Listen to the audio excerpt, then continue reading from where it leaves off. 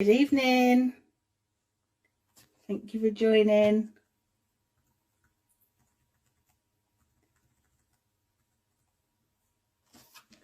It's good to see you. Oh, hello. Have I got Claire on twice? Yes, we do.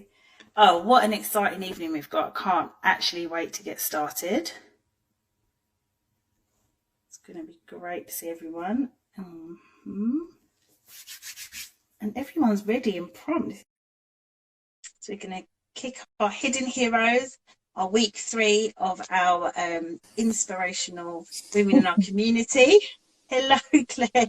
Hi, how are you? I'm not bad, thank you. I'm actually so excited about tonight's chat that I'm a little bit high with excitement. Yeah, well, Giddy. I was just looking. You've got some really amazing people. Well, I'm not going to include myself. I meant other people you've got who are talking to you tonight. Yeah, brilliant. Yeah, no, really pleased. It's been, do you know when you set out to do something and then it all comes together? Because we really struggle to put together just one night's worth of hidden heroes for our International Women's Day. We really struggled. So we were really pleased. We were like, actually, we've got enough content for a month of Mondays. So welcome to our week 3. So glad you could join us. And I've just got to set some content here for our viewers and for those who tune in afterwards about all the work you've been doing, Claire. I sat in on your AGM the other day and I was absolutely blown away. And I just thought this would be a lovely place for everyone else to be able to hear what you've been doing and your organisation over the last year during COVID.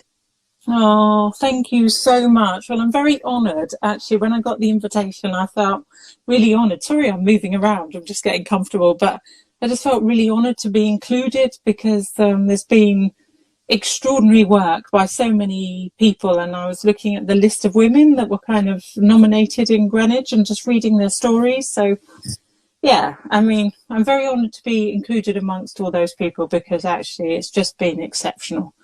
Yeah, and so thank you very much. Thank you for inviting me. No, you're welcome. I mean, it's been fab seeing some of just actually, I think this last year it's given us a real focus on how hard small organisations that have had lots of growth as well and new projects have kind of had to do what would have been a 3-year business plan in like 3 months. And Absolutely. Yeah, a complete like turnaround. I mean, including yourselves, but like actually within literally a week having to shut things down, convert everything we did, try and rescue, because we have our businesses as well, trying to rescue those, as well as turn everything we did either virtual, like all of our teaching, and then turning Woolwich Common into that centre for that huge food aid operation. And we had to do it within days. And I was talking to someone today who said, we didn't have a day off for like 6 months. I think it was 6 months, and for the first week, and I know this goes for people like CACT as well, not sleeping even, because it was so complicated. And then now you look back again, but getting it all up and running, getting all of the box schemes and all the emergency food supplies and all of the logistics was actually really complicated. So people just weren't sleeping for a few weeks. I mean, now it's hard to believe, and it's hard to believe it's been a year. It's extraordinary, isn't it? It is. I mean, tomorrow being the 23rd, I'm kind of like, wow. One, how has this happened? 2, how have we survived? Yeah. Could do some. We'll be distributing sleeping tablets soon. Yeah.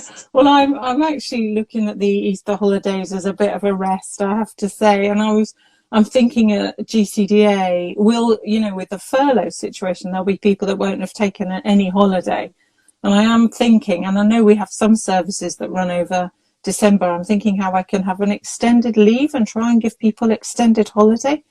Just because I think people will have missed out on their Christmas and their family celebrations last year. I'm not sure how practical that is. I don't suppose the rest of the country can go, right, yeah, let's close for 4 weeks because, like yourselves, there are services that we do have to run. But I also think, and I know we've reflected on this loads, but so much we've gained from the last year. I mean, I think the visibility of poverty and inequality in Greenwich, and there were people, like yourselves, a lot of us have fought, well, it's been our role at GCDA for nearly 40 years to highlight inequality and poverty. And I think that will never be hidden again. And I really hope it won't be hidden again, because I think there were people shouting so loudly, particularly around food poverty, and possibly not being heard in the right places. And I hope that will never be forgotten again. And I hope that safety net that Greenwich has worked very hard to create will always be protected and prioritised. But I think there are other amazing things that have happened in terms of supporting local businesses and the way we've partnered and all of this communication that we do so well. And a year ago, I knew people in the office like, yeah, we've got to use Teams. Like, what is Teams? What do you do? What do you mean with these folders? Where? And now it's like, oh yeah, I know, we're experts on everything. Which is brilliant, isn't it? What a transformation.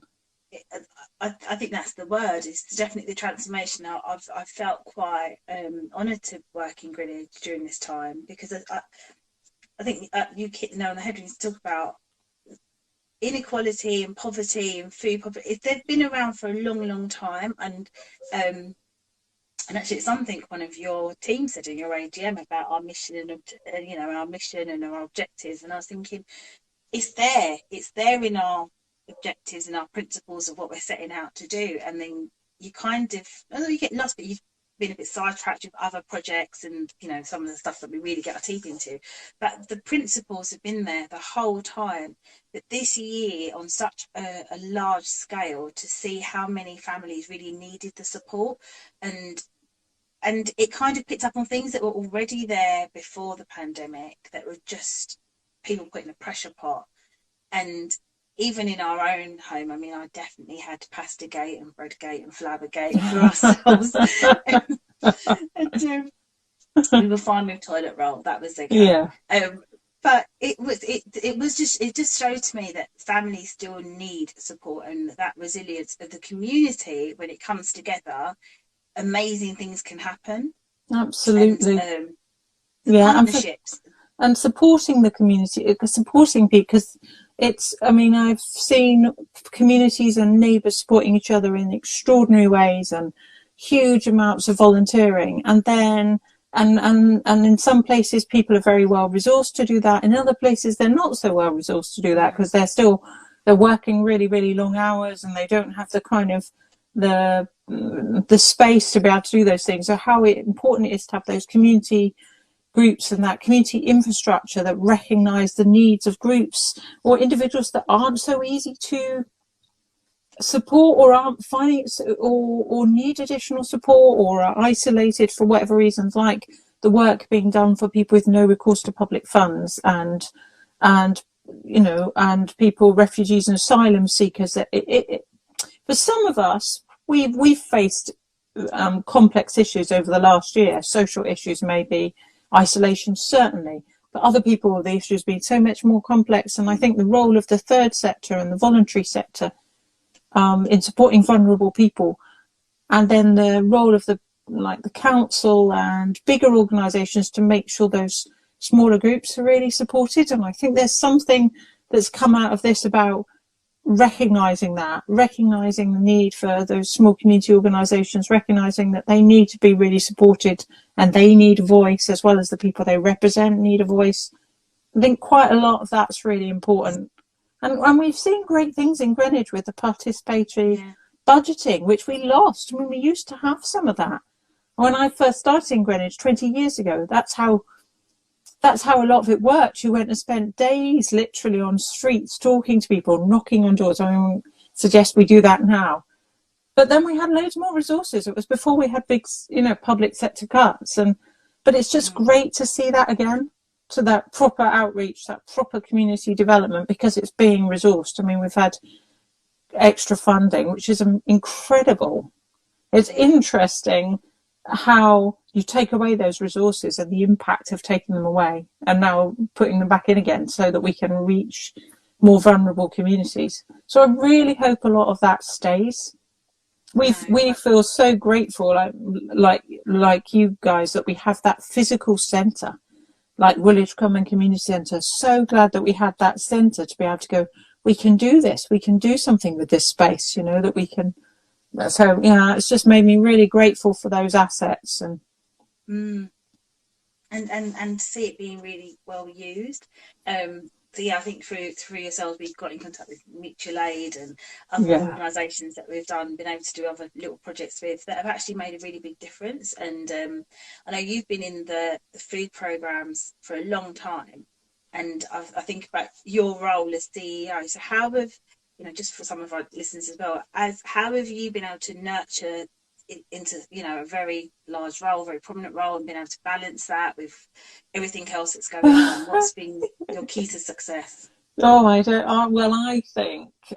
so. You mean my role with the mayor as well, or at GCDA? Your bio is quite long now, Claire. I think actually, like with my role with the mayor and similar with GCDA, is the incredible people that I work with. And I mean at GCDA and at City Hall. So I have a team at City Hall, the food team, who are extraordinary and passionate and committed, and just and I think the thing that they do really well, and I think people at GCDA do really well, is they don't see themselves as being part of one team. They see themselves as being part of this broader infrastructure. So I think GCDA, I think everyone that was absolutely everyone at GCDA has excelled through this last year. And it was quite amazing. My colleague, I don't know if you know Gary, he was like, oh yeah, I'm going to work from home. He genuinely expected that he wouldn't do any work. And actually he's found that it's really suited him. And so what I found is that everyone has worked incredibly hard, but I think what we've been able to achieve is because of the partnerships and the extensive relationships, and that's built on trust and shared objectives and just intelligence and empathy of those kind of organisations. I feel like some of the relationships between us, between our colleagues in public health, but between us and even people with CACT or others, it's felt like we're part of one thing. So I feel like that's what's made it possible. But it's been a very full-on year, I have to say. By October last year, I just felt like, because you know I'm also a trustee at Borough Market, so that's been a really rocky ride of managing, keeping those businesses opening, and we're such a focus of the media. So as soon as it looks like a crowd, we're front page of all the newspapers, and so it's been. But again, I need my poor sausage. Honestly, I know. No, you have to wait outside and you have to stay in, and yeah. So, but I think it's been about amazingly committed people. Everywhere I've been, my whole experience this last year has just seen people really working together really well in partnership, real empathy, real commitment, because I feel like there's been this shared goal that people have understood. I mean, this can't be the case everywhere, I guess, but my experience is people doing an incredibly good job. And yeah, but also we've changed a lot of the way we work at GCDA. I mean, I'll never spend my day cycling and going between 100 meetings now. I'm like, oh yeah, right, I don't need to do that anymore. I think we've maybe become more efficient. Yeah, I think so. I think there is definitely that, and I agree. I think there's a couple of things from this COVID year that I've taken to heart, and one's been the community and volunteering aspect, but secondly, it's that kind of, I'm going to use the word competition. I don't mean it in like fierce competition, but that kind of like everyone was a little bit edgy about their territory, and actually we've all just been working towards a common purpose and a common goal. So it feels like partnership, and like the boundaries and the barriers are down a bit, and so people are becoming a little bit more imaginative with how far we can go and what we can do, and I think that's quite exciting. I think that's the most exciting thing. Yeah, and it's hard sometimes for the third sector or social sector not to be competitive because of grants, and they're made to compete with each other, which is a terrible thing, because actually it's far better that people work together, because there'll never be enough of us doing this work. well, maybe I hope one day there will be, but at the moment, it feels like we need to all be doing more. It always feels like we need to be doing more. So the last thing we want to do is compete with each other. No, definitely. Yeah. So what So have you more been working doing together. to relax? So you've got all of this. I mean, I echo and I hear what you said about not sleeping and stuff. So what have you been doing for you for a bit of well-being? So you've probably heard of this person, but there's this yoga person called Adrienne. And so I use her videos every morning.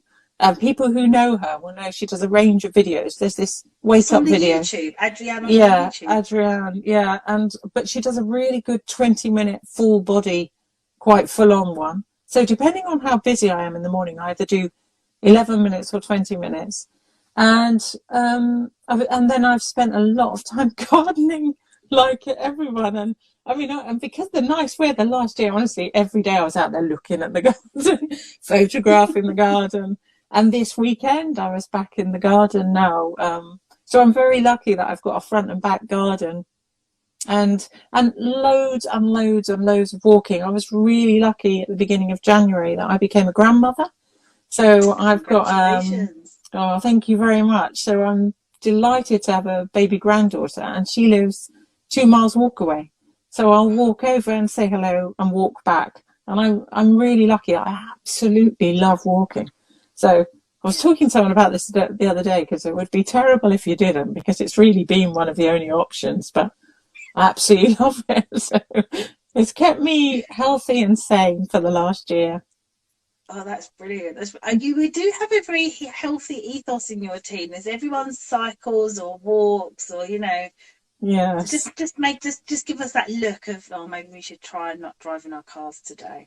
Just makes you feel like I don't know, you've had some time for yourself. I mean, walking, you don't have to be focused on traffic, and Mm. it's mindfulness. If you can take the time out. Sometimes I live in Brockley in Greenwich, but in Lewisham. And so sometimes in the summer last year, I walked from Brockley to Woolwich Common when I was helping at the community centre. Because I was avoiding public transport, and I thought rather than cycle, so it's 5 miles. You go through all of these parks, and it also makes you see South East London differently, because Woolwich Common is stunning. And, the actual common, and you've got Yeah. Charlton Park, you've got Greenwich Park. So, and the things you'd see, be quite surprising, some of the things you could see walking through those parks. I was thinking more of those people on horseback practicing their manoeuvres on, Oh, I love seeing that. it's, Yeah. I mean, whatever you think of, it's pretty impressive, and the horses are huge. Yeah. So I just did things like that when I felt like I had time. Well, I look forward to joining you on a social distance walk. Ah, that would be really lovely. Really A lovely. new way of meeting and Yes. discussing things, a new Yeah, project. yeah. So Absolutely, yeah. Oh, it's lovely thank to you. talk to you. Thank you very No, much. thank you. Thank you so much. And Oh, just want to say again for our people that are listening today that GCDA is one of the many hats that, that Claire does.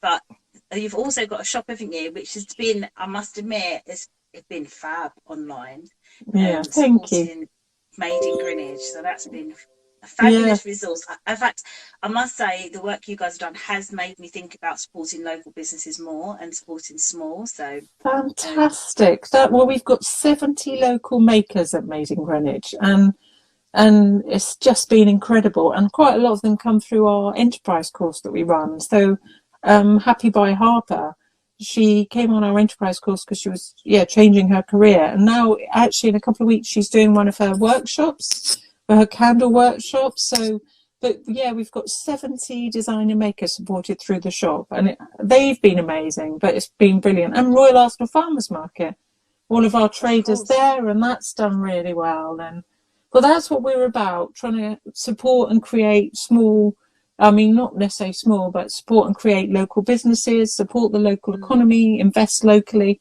and make sure we create really well-paid, nice jobs that people can enjoy. And that's what we really want. So, I love yeah, that. well, thank you. There's some great Yeah, stuff, isn't it? It's my go-to place for shopping, Made in Greenwich. no, it I is. found an email. I was clearing out my emails earlier this week, and I found an email that's 2014, Well, I was trying to get hold of empty shops in Woolwich, and I said, "Oh, I've got this idea made in Greenwich." It was 7 years ago. That's how long it It's takes. now it's now a fantastic resource though, and I think it's been really lovely to think about.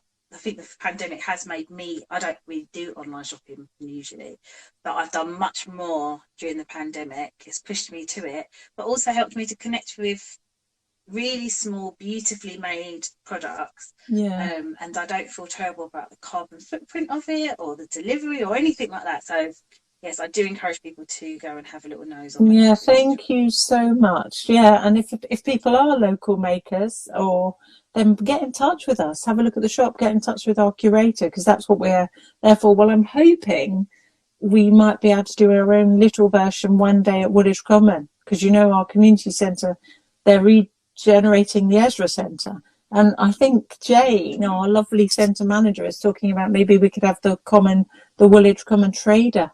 So we could have people that make in the Woolwich Common area, so racks of cards. So you can so it's great to support your local community, great to support your neighbours, particularly economically. So we'll keep an eye out for that. Maybe this time next year, maybe.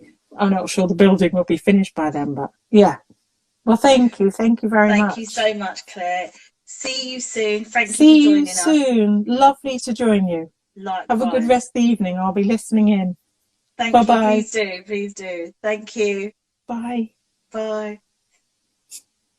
That's lovely with the lovely Claire from Greenwich, and it's lovely. I love the idea about the walking meetings. I really do need to get a lot healthier, and I must say I am absolutely in awe of people that can be a lot more healthy than me. So I've got to try it now. Okay. Let me bring in our next guest. Very exciting. We've got another volunteer from Home Start who's done a lot of work, and I'm sure everybody, if you've used our group, you'll know who it is. Hello to Victoria. Oh, hello. Hello. Hello. I'm so thrilled that that's worked, because I'm so technologically challenged that I had no idea what I was going to be doing and how I was going to join you. So I'm glad it's worked out. I can say absolutely nothing. What happened to me on the first one is that it filmed me putting my makeup on. Didn't know that once you press live, it starts filming. Then didn't know how to edit it out. I bet people love that. I bet people love seeing you putting your makeup on, and your makeup looks gorgeous, so you're clearly very good at it. Oh, thank you. Perhaps you should start your own makeup tutorials or something. That can be your next Home Start live experience. Yeah, as I'm like pushing my kids out the door, like I'm on live. Yeah. Oh yeah, I'm very familiar with that. I remember watching the BBC correspondent have that incident with his children and thought it was absolutely hilarious. Oh, it's my favourite thing. It still makes me laugh out loud. And it's the panic of his wife, who tries to hide from the camera and come in and grab the kids quickly, but she's completely in full view. It's brilliant. Oh, we've had some real incidents, even in my own home, where I've just completely shamed myself with my partner on his team meetings, and vice versa. So I now know that is a real thing that can happen, and yes. I have empathy for anybody. Yeah, and you just have to remember that you can't just wear your pajama bottoms the whole time with just a top on, because otherwise you stand up and suddenly you've got a nice top on, and then everyone sees your sort of chic pajamas or whatever you've got. I must admit, I sat downstairs and was like, I'm still in loungewear. Do not stand up. Whatever you do not go above your chin. Absolutely. So thank you so much for joining us, Zoe. And I must, to those who are watching, this is quite a treat, because I remember last year you came to Brook Hill with some goodies for our families when I think you was donating for our clothes bank. Oh yeah. One of our projects, and you tell us about your work with Mum's Aid, who we love. We absolutely cherish the work at Mum's Aid. Oh. It's an amazing organisation. It's an amazing organisation. I have to say, before you sort of continue. I do feel a little bit like a fraud being here, if I'm honest, because, you know, I know that your whole series of live events is called Hidden Heroes, and compared to all of the amazing people you've already had on, there's no way I should be involved in this Hidden Heroes thing. So, you know, I'm thrilled to be here, don't get me wrong, but I feel a little bit fraudulent as well. Oh, you're being too kind. Well, if you're not going to talk about it, I'm going to say it. You've been an ambassador of Mum's Aid, and you know, I have a real kinship with small organisations who have been doing amazing work behind the scenes, supporting parents through some of the toughest moments of our lives. And you know, I think we have to remember that as small organisations, we really need trustees, ambassadors, volunteers who keep us going and help promote our services, which is what you bring to the table. But I was also... I do. I mean, I'm an ambassador for Mum's Aid, but I started out as being somebody who supported them because I'd also experienced the sorts of issues that Mum's Aid brilliantly support. So it came from a place of need to begin with, and also from a place of wanting to kind of find other people and help other people, because I'd also experienced some of those things, and thought that I might be able to, you know, do some good. But also over the years, and I think I've been an ambassador for almost 8 years now, or I've certainly been linked with Mum's Aid for that amount of time. You know, my role has changed a little bit, and you know, if I can in any way help to shine a light on some of the brilliant things that Mum's Aid are doing, but also Home Start and all of the organisations. I've listened into quite a few of your lives, and there's just so many brilliant things happening in the community. It's just you know, a pleasure to be able to support anything that I can when I can. Oh, that's fantastic. I'm really interested in the fact that you said you use a service, because I must admit, before I got into this world of children's services, I was working it before I had kids.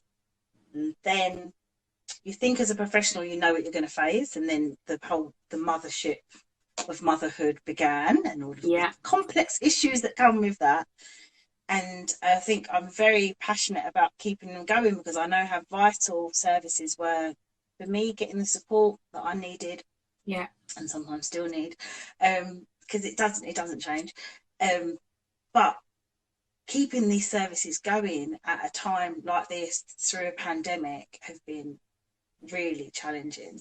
Well, I mean, I can imagine, and hats off to everybody involved who put in hours and hours and hours of their time and energy to keep those services alive. And I know just from sort of having a lovely close relationship with Miriam, who runs Mum's Aid, and she keeps me updated on what they're up to, and it takes a lot of time and energy, and that's particularly hard when everybody, no matter what your situation, is being faced with a global pandemic. I mean, I can't even imagine what that sort of throws into the mix.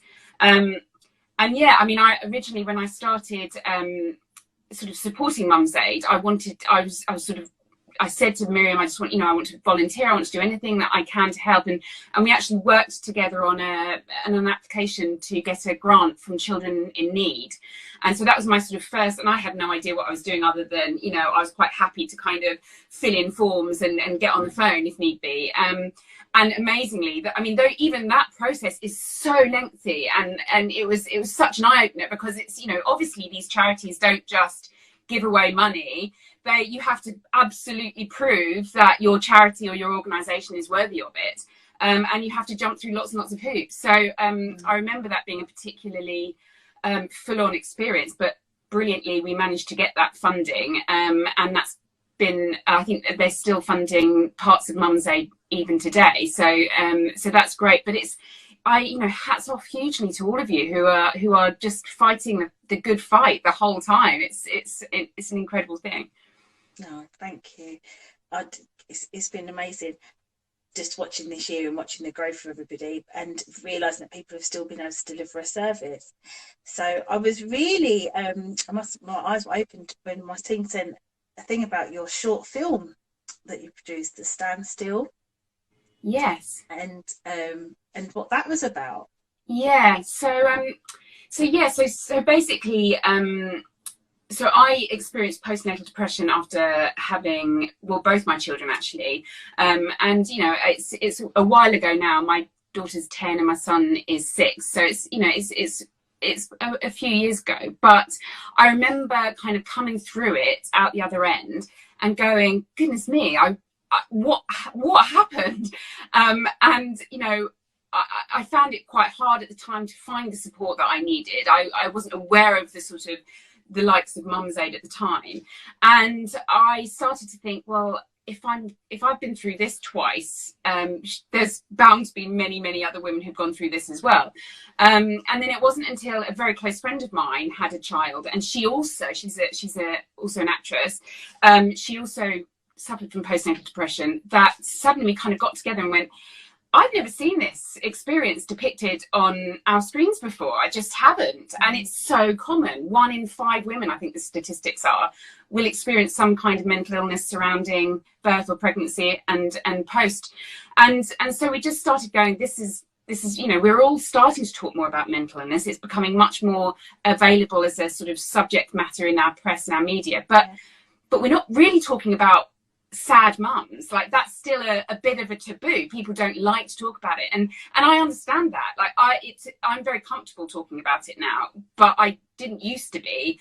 And so I recognize that sort of wanting to kind of hide away and sort of pretend it hadn't happened, or feeling some measure of shame, which of course, you know, is absolutely not, you shouldn't have any shame attached to it. So my friends and I got together and started putting a few ideas down and just wanting to create a drama really that allowed us a platform to speak about it a bit more openly. So we wrote this script and we presented it to the British Film Institute, who sort of sponsor up and coming filmmakers, and they gave us some money, and we also ran a bit of a Kickstarter and tried to get a bit more cash as well. And we ended up making the film, and it's basically a story about 2 women who are strangers, but one of them is going through a terrible period of postnatal depression, and she's actually on the surface seemingly has it all. She's actually a GP. She's got a beautiful house. She's got a loving partner.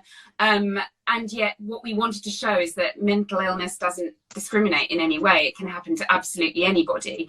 And she has this horrible turn where she feels that she can't really go on. And in that period of time, she meets somebody else, a stranger comes by, and the kindness of this woman, who also has her own mental load to deal with, sort of takes her, well, kind of meets her and looks after her, and they sort of forge this kind of friendship, and it's just through that kindness. I mean, I suppose in a way it's a little bit like your amazing Home Start volunteers. It's like sometimes, even if you don't know somebody, showing a moment of kindness can absolutely change somebody's life. And it's kind of about that starting moment between these 2 women, which hopefully will lead on to this person who's suffering gaining support and getting help. And yeah, so we made that, and it premiered at the London Film Festival, and it's since been kind of doing the rounds of festivals, and now we're very keen to kind of just use it in whatever way we can to kind of keep addressing the stigma surrounding maternal mental illness and keep getting people talking about it. That sounds absolutely fantastic. I really look forward to being able to watch that. Yeah, I will say, actually, if anybody does watch it, and you can sort of see it on the link actually on my Instagram, but if anybody does watch it, it is a little bit triggering. So if you have experienced any kind of mental illness, or you're going through it right now, you might want to leave it for a bit, or you might want to watch it with somebody that you trust, but just to kind of, yeah, put that out there just in case. Yeah, no. That was good. It's one of those things that I think even the pandemic's main thing, that a common experience can connect us. And the pandemic has, obviously, we just talked about with Claire, lots of people have social isolation. Yeah. But not everybody has experienced that before. But for the first time ever, you know, the whole world has experienced, even if it's for a small bit and not as dramatic in some cases, we've experienced what it's like to not be able to contact people, or to not have as many connections. I know. And haven't we all learned that is just so important. That physical human contact is what we're all craving right now, and when that's taken away from you, it is incredibly isolating. And you know, it's hard for everybody. Everybody's had challenges in this last year, that's for sure. But there are certain people, presumably, who are on their own or who are struggling in any way with mental illness or any kind of illness, who must feel even more isolated. And it's absolutely brilliant organisations like yours and Mum's Aid that are, you know, people's lifeline, actually. Yeah, no, I do find it's a real privilege to that. Thank you so much for that last comment and sharing that bit of your story, because I think people do resonate, and that mental health concerns affect everybody. Yeah. No matter what's seemingly on the outside, everybody's life looks perfect. It can affect everyone and anyone. That's absolutely it. And you know, I feel like, and you know, believe me, I went on a kind of, not to sound too corny, but I did go on a journey with that. I certainly, when I was in sort of the aftermath of those kind of depressive months, I definitely did not want to talk about it. And I definitely still felt a kind of stigma and a shame attached to it, because I think society still holds up this idealized view of motherhood, and goodness me, I there is no idealized view of motherhood as far as I'm concerned. I mean, we've all had our challenges, more so now than ever before. I mean, goodness me, I'd hate for somebody to have viewed half the things that have been happening in our house during, you know, the challenges of homeschooling and all the rest of it in the last year. I mean, it's we've all just got to be kinder and less judgmental, and then I think, you know, everybody will find it much easier to talk about their experiences and hopefully find a way to get some help. Yeah, definitely. So how do you manage to do work? I can't imagine your schedule's a 9 to 5 with the type of work you do. So how do you manage to juggle it all? What do you do? So yeah, my work is strange, really, because it can be incredibly intensive 1 minute. So I can be on a TV show and you're working incredibly long hours, or you're away from home for a very intense period of time, 2 or 3 months, and then you might not work at all for the next 3 months. And so, you know, there are sort of pros and cons to that sort of lifestyle. I mean, the cons, I suppose, are that you never really know what's happening from 1 month to the next, and you can't really plan anything. But there are also pros in that, you know, I do get to sort of spend periods of time at home with my family, and I also get the freedom to go out to work as well. But of course, all of that relies hugely on the support of many people. And you know, I happen to have an amazing partner who is also an actor, so we try and kind of, if we can, juggle it so that our work doesn't clash too much, and that we can, he's you know, that my children are just as comfortable to be looked after by him as they should be, you know, he's their dad, as they are with me. So we try and kind of balance our work commitments so that there's always one person at home. But you know, that sometimes doesn't happen either, and you have to, in pre-pandemic times, I would have called for sure on local friends and family. My parents still live locally. I grew up not so far from here, so it takes, you know, it takes a community, it takes a lot of people to kind of and I have to ask for help when I need it, and that's like everybody. Oh, I love that. Ask for help when you need it. I think that's a great thing to actually. We all need help, and I really echo that. I remember a long time seeing like a poster with "It takes a village to raise a child" quote on it, and it's only having children that I realise it takes a village to raise a child. So actually, during this time when my village is small, it's like, oh, where's my village gone? Yeah. Took it for granted how he eats. It does, and I do think there's a sense of, and obviously, you know, I have wonderful men in my life, but there is a sense I feel so strongly about the female community. You know, lots of times I've found throughout my life, but particularly as a mother, it's my female friends, my sisters in arms, who have who have saved me time and time again, who've supported me, who have collected the kids from school because I can't get home in time, or whatever it is. They're, you know, and that sort of sisterhood, more than anything, is so hugely important to me.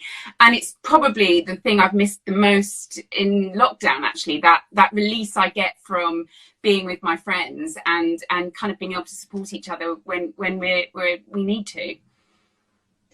Yeah, definitely. Oh, that's the thought of seeing my unit again and just being able to have a laugh. I know it's not long now. Fingers crossed. No. There's hope on the horizon. It feels like we're getting there, doesn't it? I bumped into somebody at the park and I almost felt like we were doing something illegal. It's like, I want to touch you, but I can't touch you, and my fingers in hands don't know what to do. Well, I'm quite relieved to hear that people still have that instinct to kind of cuddle and touch each other, because I worry that we've all become conditioned now, that we're all a little bit worried about each other and wanting to kind of keep our distance. But no, it's I shall be hugging everybody when we're allowed. Yes, literally. If I have to just double jab myself. People will be going, get away, please, leave us alone. Stop touching me. We really look forward to times coming, you know, to things changing. But going through motherhood and a pandemic, what advice would you have given to your younger self before you started off on this path? Oh, wow. I think I would just say, be kind to yourself and give yourself a break. I think women particularly, and goodness me, especially mothers, have an ability to criticize themselves and find find flaws in themselves, whether it's looks or their mothering or how they are as a partner or a friend. You know, we criticize ourselves so much, and we're always feeling guilty. You know, there's this kind of sense of guilt that we should be doing something else, we should be doing more.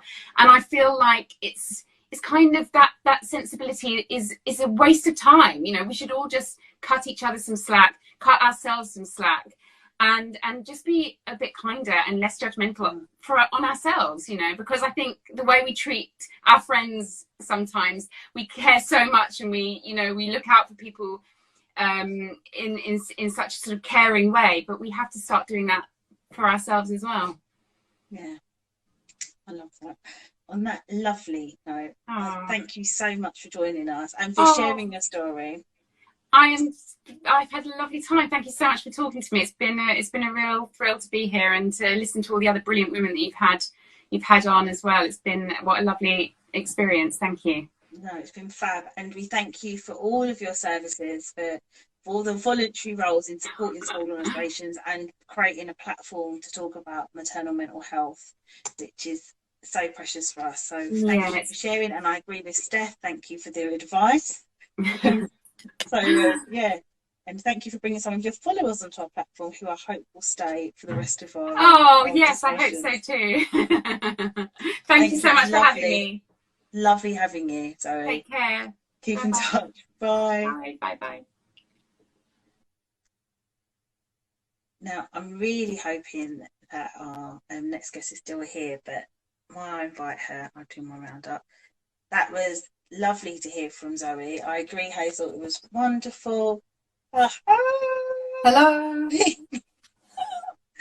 So glad we made it on. Hello, sorry I had to update Instagram. I had the same thing. I was like, there is no like button on mine. Yeah. I was like, update. Yeah. Lovely to have you. So thank you for inviting me. No, it's a real pleasure. Well, it's a pleasure just to see you, because it's been that long. Yeah, it's quite exciting. It's been lovely to see you, and for you to join our lineup for our week 3 of our Hidden Heroes. And you've done so much work in the background to support the community, and particularly to support Homestart Greenwich with very, very big part of our latest commission and all the random projects we get up to when we get passionate about stuff and we're like, we want to deliver this. So thank you so much. And of course, we've got to talk about the SEND group over the last year. So How has it been for the group? What's been happening? So I don't know. Shall I explain the background to the group? Yes, please. So The floor is yours. Almost 6 years ago, I had my daughter Sophie, and I was a low risk pregnancy, and it should have all been fine. But Sophie suffered from lack of oxygen at birth. It's called HIE. So then she had severe brain damage. We were told in NICU that she wouldn't survive, and that we should say goodbye to her in NICU, which we did. But she survived, and then she came home. We went to the Demelza hospice, who were amazing, and then we came home. After only 2.5 weeks, it felt like a whole lifetime, but actually it was 2.5 weeks, and we were home with a very small and very vulnerable baby. When we came home from hospital, the box of medicines that we were discharged with was larger than her. And she wasn't on any medicines, but the box contained things like morphine for pain, and just like the list, we were like, okay. Like the list of what we might have to give her medicines for, or this for seizures, Wow. was just terrifying. So anyway, that was our beginning. Then I started to use the home. I came straight away as soon as possible to the Slade Children's Centre. Oh, in fact, before that, I came to breastfeeding. I got really excellent breastfeeding support because she was fed initially through a tube. We were able to she was able to bottle feed, and then she was able to breastfeed due to the support of the breastfeeding lady. Then we did baby massage. Then we did all sorts of things. And but then because I was really keen, even though we'd had this really difficult start, I was really keen that we would get out there and try and do normal mum and baby stuff. And I knew that it was key to my mental health that we got out, and that at least one thing every day we had like a purpose, and we're going to go and do baby massage. And we did that for a while, but then from 6 months onwards, she started to develop seizures. And from when she was about a year to about when she was 15 months older, like we literally didn't leave the house at all because they were so bad. And that's when, but then they got a bit better. And then I wanted to go out again, but there was nothing at the Children's Centre. So then I came and met you. And I said, there's nothing at the Children's Centre. Will you set something up for us? So that's 4.5 years ago now. You said yes, and we started running what we initially called Special Baby Group. And we didn't know who would come, and I didn't know anything. But they came, and they're still coming. And now it's a really amazing community of mums, and we've I'm just rabbiting. But what's been incredible over the last year is that we've continued to support each other, and we've continued to grow. We've found new babies throughout the last year, and we've supported each other online. We have a Facebook group, we have a WhatsApp group, and we couldn't meet in person, so we met on Zoom. Yeah, we've continued doing what we do. We support special babies. It's absolutely fantastic. What you probably don't know is that when I met with you, I was not long back from maternity leave. And I was in that stage of, why am I leaving my baby? Yeah. And I met you with Sophie in a sling, and you were just like really confidently telling me everything. And I thought, oh gosh, mums, we really do need somewhere to come just to talk, and to talk adult stuff that's not all about the babies. And I had such a lovely meeting with you, and I was just remember feeling all this passion of, this is why I love my job, because I get to meet people like Victoria and children like Sophie, and I want to do something, and we really do make a difference. And that project was one of the things that probably got me to stay, because I thought, do you know, I can leave her for a couple of days because she's fine and she's happy, because I'm getting to do some amazing work. And your group has just been absolutely fantastic. And then it doesn't stop there, because you did the play group, you also went on to be a bit of an ambassador for Home Start, and talking about our services with the health and getting involved with some of our bids. And it's been absolute. I got far more than I ever bargained for from that one conversation. You've kept it all going, so I suppose that's partly what I've learned from running playgroup, is that and I feel really passionate about now, which is why I wanted to get involved in the bid, is that I don't worry anymore about the mums that come to playgroup. I worry about the mums that don't come to playgroup. And I know when we started out, we were told in NICU, this is so, we're terribly sorry this has happened to you. This is very rare. And what happened to my daughter happens to about 3 in every 1,000 babies. And so you're told that in hospital, and then you're just sent home, and I was a first-time mum as well, and you're walking around like trying to recover from an incredible like trauma, and you've been told that you're very, very rare. So you don't feel like you can reach out to other mums. And I was going to baby massage and stuff, and I was like trying to make friends with them, but they were just clearly living in a different world. And if people did ask about our start, then I often made them cry. And, it was, there were a couple of people that I made friends with who, but not that many. It was very, very difficult.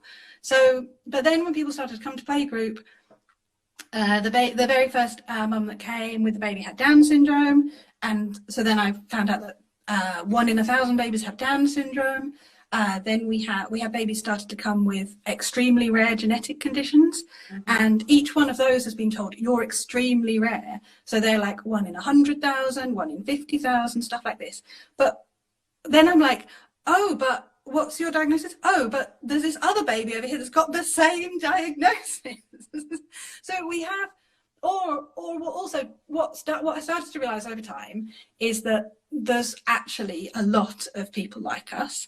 And actually, often it doesn't matter what our primary diagnosis is, because the symptoms are the same, like not exactly the same, but we have so much to talk about in common. Like a lot of the babies are tube fed. A lot of the babies have, endless hospital appointments. We spend all our time chasing things and filling in forms and stuff like this.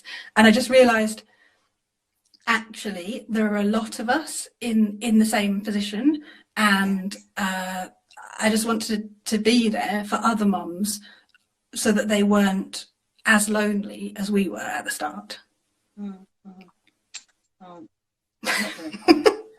Oh, so that's why I can keep ranting. So that's why I'm really passionate about the bid and the new Start Well Greenwich thing, because of the partnership between children's centres and the health visiting team, because we need to be there for mums right at the start. And as we know, with the 1,000 days thing, that's not just from birth, that's in pregnancy as well. Yeah. We had a mum join us who joined us while she was pregnant, and we've had mums join us with very young babies.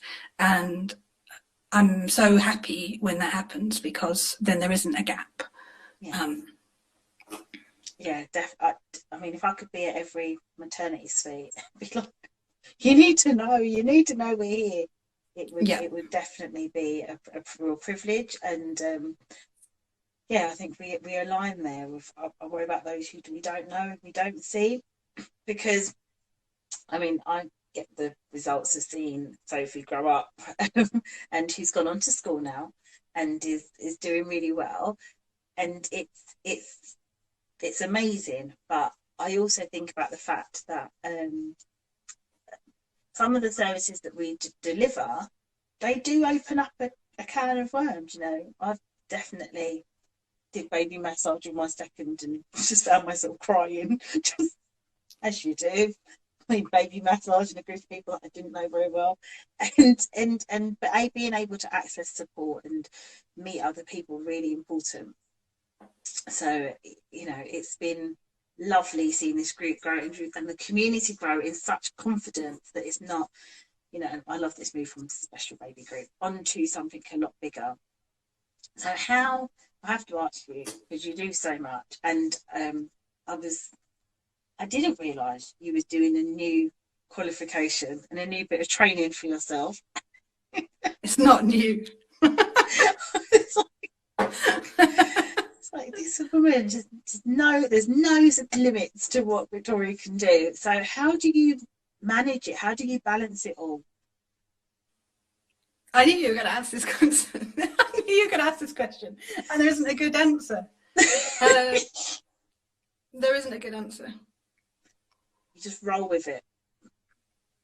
Yeah, because what's happened over the last year is we've been shielding on and off. It was extremely scary to start with. When COVID was really unknown, it was very clear that Sophie was on the vulnerable list, but it wasn't clear if she was extremely vulnerable.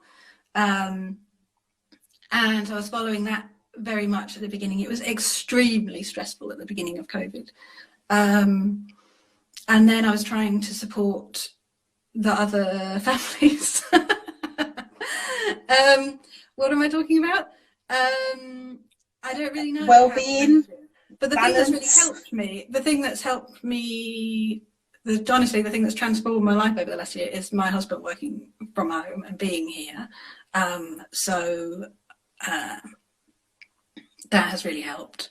We take it in turns. One of us works, the other one works. One of us looks after Sophie, the other one looks after Sophie. But yeah, in the first lockdown, I dropped everything to look after Sophie because she couldn't go to school and she requires 24-hour care. But then since then, we've gradually got a balance.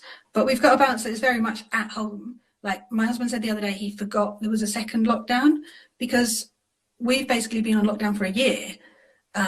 We found out that Sophie, we got the shielding letter, and then that was quite a shock, although we were essentially shielding anyway. But Sophie's consultant said she could go back to school, that she wasn't that much at risk, so she did.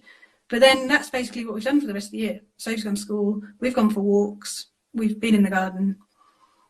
Yeah. How are you able to get out with Sophie now? With just you? What do you mean? So now she's not on. Is she shielding again now? Because I don't know. We're back on the list, aren't we? No, we've decided now. No, she's going to school now.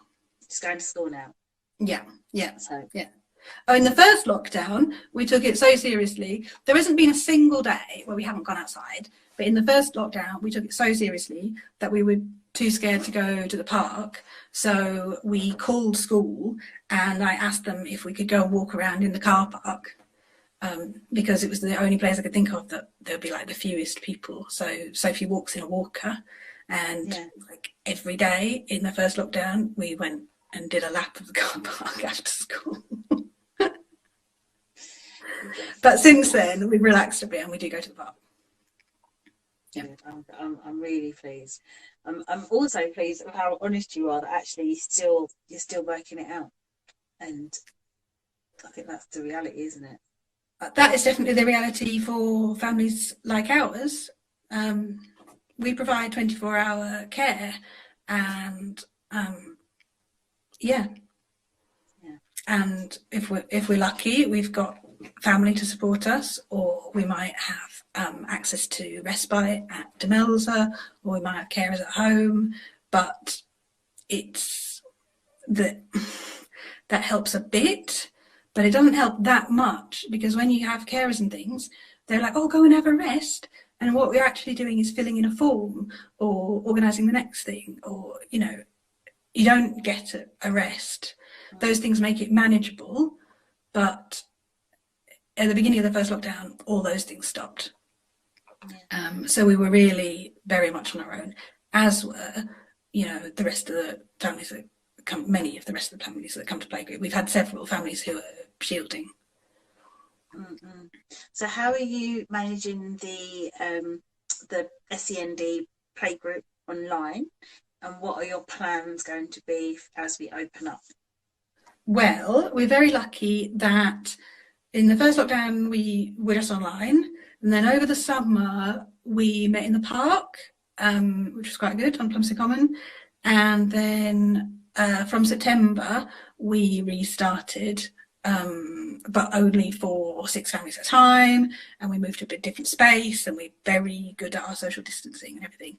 And so we're lucky that from September the government said that support groups were able to reopen, and so we rebranded as a support group, which is actually what we've always been. And so that has meant that we were able to continue through the November lockdown, and then we closed in January because cases were just too high. And we went back on Zoom, and then we reopened 2 weeks ago. So we've had 2 groups, and we'll have one this Thursday and then close for the holidays again. But yeah, I'm very hopeful that we will reopen. I'm very hopeful that one day we'll be a play group again, because at the moment we sit around in a circle 2 meters apart, and you know, we don't share toys, and we don't share snacks, and we don't have parties, and on the one hand it's really, really sad because it's very much not what it used to be, but on the other hand it's incredible to be able to meet people at all. And we've met several new families over the course of the year, and I'm so glad to have been able to support them. Fantastic. Yeah. And I've got to plug our group. So, are we able to get referrals in from all the right places at all the right times? What can we do more?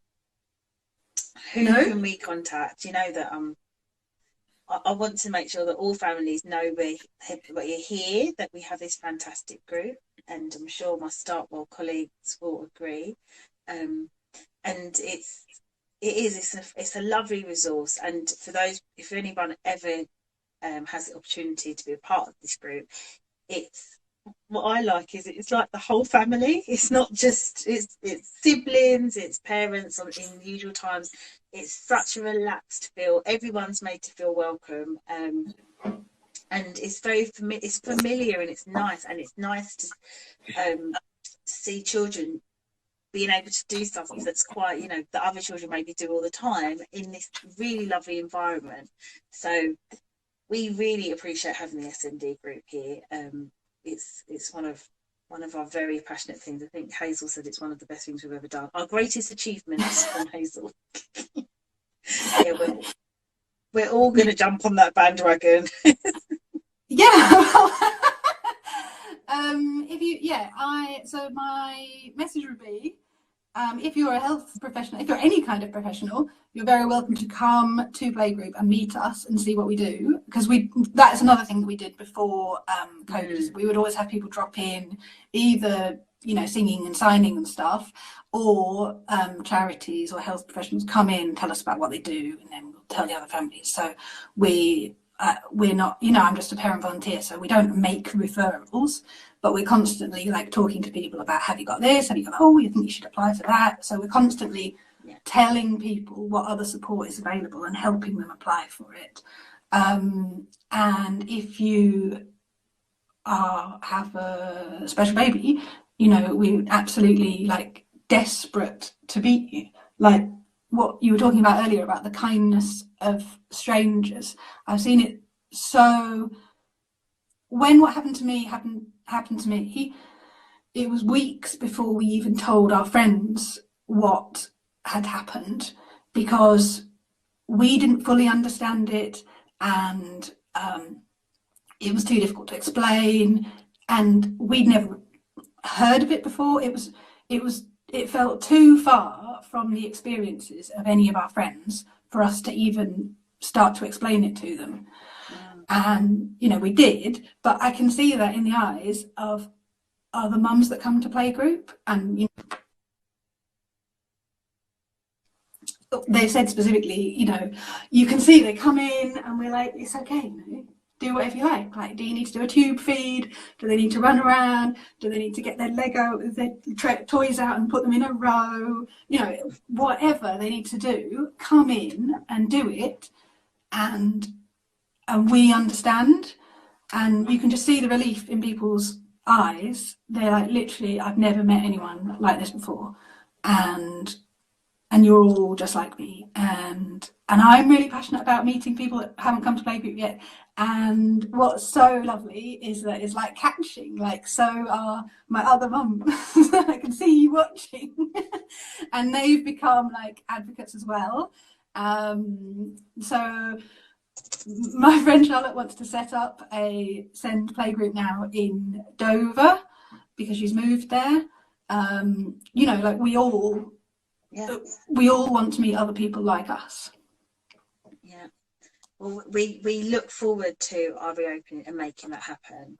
I mean, it's fitting me in with you, because I think the thing about Homestart is we are trying to use the community to shape our services, because, you know, we might have a plan of what we think is a need, but actually the parents who are living these experiences know what we need and know what they need.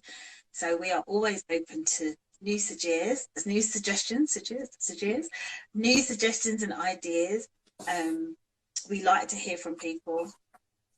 We have an active parent voice who often will tell us when we're getting it right, but will also tell us when we're getting it wrong.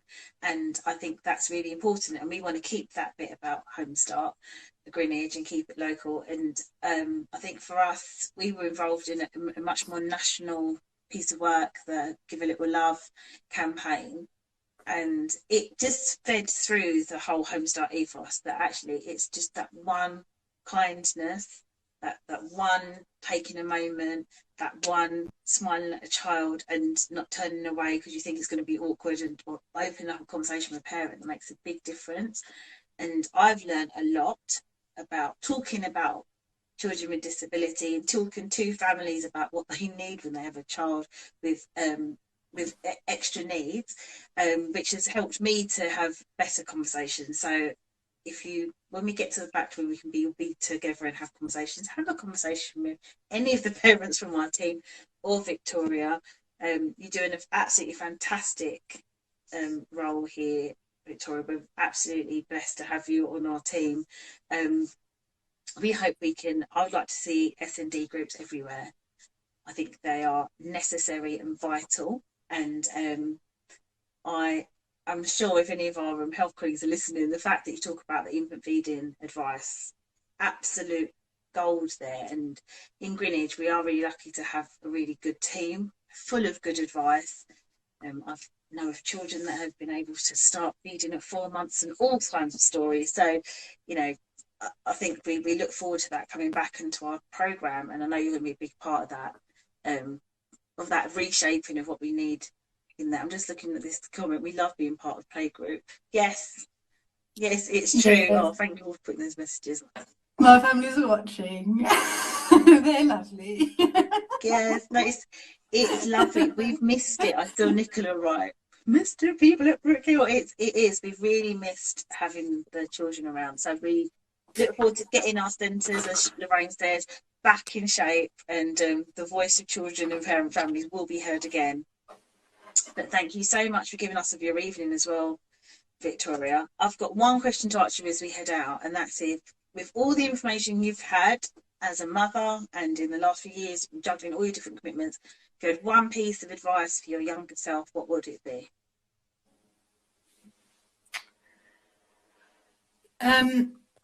Actually, I was given a piece of advice by my husband's auntie. So we were talking about having children and things like this.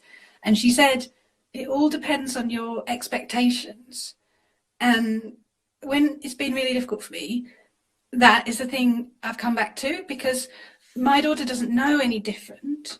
And when I'm having a bad day and I'm like, oh, I'm cleaning up this vomit or these nappies, or I can't do it any longer, then I just rather than being angry, I try and take myself aside and think you know, the only thing you can change in this situation is yourself. And it was your expectation that we were going to leave the house today and we weren't going to be covered in vomit and we were going to achieve this and we were going to achieve that. But you know, just that's not your daughter's fault. But just take a moment, be calm, change your expectations about the day, focus on her and what she wants and she needs and what both of you need here and now. And if that is have a cuddle in front of the telly, you know, that's fine. Sometimes she needs a cuddle, sometimes I need a cuddle. When in the beginning you get these new diagnoses like thick and fast, and you thought, oh, I thought we weren't going to get one, and you just, like this. It's not just one thing that happens. The first few years having a special baby, it's just like diagnosis after diagnosis, and you're learning so much, and it just hits you in waves. There have been days where I needed to sit on the sofa and have a cuddle, and it was just me and her, so she had to cuddle me on those days. So I don't know. That was my advice. That was good advice. It was a really good piece of advice. I love that. And take it easy. So I think that's two pieces of advice, isn't it? The only thing you can change is your expectations, and take it easy on yourself. That is something I say at playgroup. It will pass. Just focus on, you know, you, yourself, your child, what makes you and your family happy, and that will get you through it. Yes, that is lovely. And I'm going to say, on what Victoria's just said, at the children's centres, we know that it's tough to sometimes just get out the house without the poo that's happened at the door and it's leaked through and it's on you. We know that. So when you come to our children's centres, know that we know that it's tough. So if you're running late, just tell us. And there's no judgment. That's why I like going to the children's centres. Yeah. Because I definitely had one of those kids. So it's been absolutely amazing to have you this evening, Victoria. I genuinely can't wait for Playgroup to be back. Can't wait to see the new programme. I know you're going to help us shape it. It's going to be awesome. This has been fab advice, and we look forward to it. Yeah, I agree, Nicola. I could keep this going for hours, but I realise that people have things to do tonight, so I'm going to draw it off there. Is my internet going, or is Victoria's internet going? I think one of us have a dodgy connection. Oh, there she's back. So I live near the woods. That's why I've got dodgy connection. Thank you so much. We look forward to also seeing Sophie again. So thank you. Thank everybody for tuning in. This chat will go on to our live stream. This is series 3. We've got our finale next week, Monday. Tune in, find out who we're having. Thank you very much. Thank you again, Victoria, and to Zoe and to Claire. Thank you for joining us, for making our programme great. And have a lovely evening. You too. Thank you for having me. No, our pleasure. Thank you so much. Bye. Bye.